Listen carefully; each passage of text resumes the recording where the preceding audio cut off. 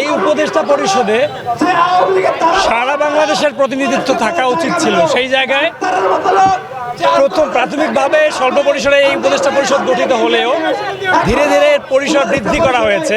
জুলাই বিপ্লবের যে turning point রংপুরের যে আবু সাইদকে চেতনা, আমি যদি বলি আবু সাইদকে যদি আইকন বলি, যে আবু সাইদ আন্দোলনের টার্নিং পয়েন্ট। আমরা আমাদের যে উপদেষ্টা পরিষদ সহ ঊর্ধ্বতন কর্মকর্তা যারা আছেন এই সরকারের, তারা প্রতিবারই শপথ নেওয়ার আগে আসতেছেন আমাদের আবু সাইদের বাসায়, এসে আসতেছেন, দেখছেন, যাচ্ছেন। কিন্তু এই যে মঙ্গাপীড়িত উত্তরবঙ্গ, উত্তরাঞ্চল, এই উত্তরাঞ্চল ইতোপূর্বে অবহেলিত থেকেছে এবং এখন পর্যন্ত অবহেলিত আছে।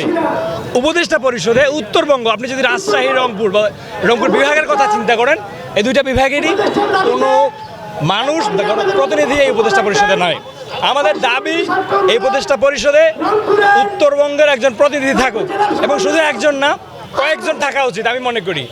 এবং আমরা প্রস্তাব করব এই আন্দোলনের একজন অন্যতম মাস্টার মাইন্ড যদি বলেন, ঢাকা বিশ্ববিদ্যালয়ের মেধাবী শিক্ষার্থী আক্তার হোসেনকে অন্তর্বর্তীকালীন সরকারের উপদেষ্টা পরিষদে জায়গা দিতে হবে, এবং সেটা অবিলম্বে আগামী কালকে অফিস সময়ের মধ্যে একটা ডিক্লারেশন দিতে হবে। এই বিভাগ থেকে এখন পর্যন্ত আমাদের অন্তর্বর্তীকালীন সরকারের উপদেষ্টা মণ্ডলীতে কোনো উপদেষ্টা রাখা হয়নি, এবং একই সাথে আমাদের যে সচিবগণ আছে, সরকারি সচিবগণ, সরকারের উচ্চপদস্থ কর্মকর্তাও আমাদের অনেক কম। আমরা আজকের এই অবস্থান কর্মসূচির মাধ্যমে ঘোষণা করতে চাই, যদি আগামীকাল অফিস টাইমের মধ্যে আমাদের কোনো আশ্বাস দেওয়া না হয়, তাহলে আমরা আগামীকাল সন্ধ্যার মধ্যেই কঠোর কর্মসূচি ঘোষণা করব। আগামীর প্রত্যেকটি অধিকার আদায়ের সংগ্রামে এই রংপুর অঞ্চল তার অধিকারটুকু আদায় করে নিতে অভ্যস্ত হতে যাচ্ছে।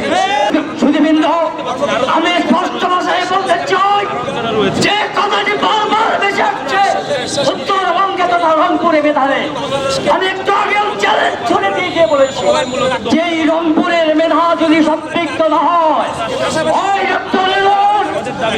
দক্ষিণাঞ্চলের কূটনৈতিক প্রতিভারা আপনাদের সংবিধানকে সঠিক সংবিধান বানাতে পারবেন না।